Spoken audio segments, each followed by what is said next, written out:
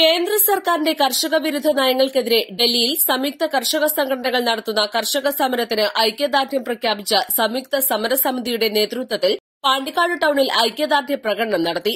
കർഷക സംഘം എക്സിക്യൂട്ടീവ് അംഗം കെ ഹരിദാസൻ ഉദ്ഘാടനം ചെയ്തു.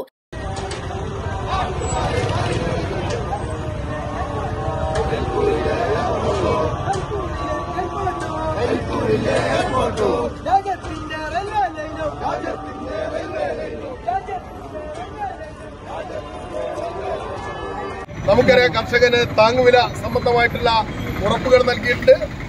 അന്നത്തെ സമരവുമായി ബന്ധപ്പെട്ടുകൊണ്ട് മരണപ്പെട്ടിട്ടുള്ള കർഷകർക്ക് നഷ്ടപരിഹാരം ഉൾപ്പെടെയുള്ള കാര്യങ്ങൾ വാഗ്ദാനം ചെയ്തിട്ടുണ്ട്.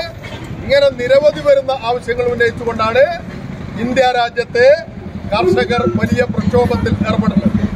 ഈ രാജ്യത്തിന് അന്നം തരുന്ന കർഷകർ നടത്തുന്ന സമരത്തെ ചോരയിൽ മുക്കിക്കൊല്ലുന്നതിനു വേണ്ടിയാണ് നരേന്ദ്രമോദിയുടെ ഗവൺമെന്റ് ഇപ്പോ ശ്രമിച്ചുകൊണ്ടിരിക്കുന്നത്.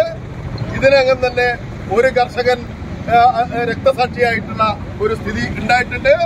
വരും ദിവസങ്ങളിലാകുമ്പോൾ തന്നെ ഈ ഒത്തുതീർപ്പ് വ്യവസ്ഥകൾ പാലിച്ചിട്ടുണ്ടെങ്കിൽ ഐതിഹാസികമായിട്ടുള്ള സമര പോരാട്ടവുമായി ബന്ധപ്പെട്ടുകൊണ്ട് കർഷകർ മുന്നോട്ടു പോകും എന്നുള്ളതാണ് പ്രഖ്യാപിച്ചത്. ചടങ്ങിൽ P K Mubasheer, N T Haridasan, Ramdas, K Balan, K Muhammad Faris, Babu Rahman, M Hameed, Vijayakumari തുടങ്ങിയവർ സംസാരിച്ചു. East Live, Pandikkad.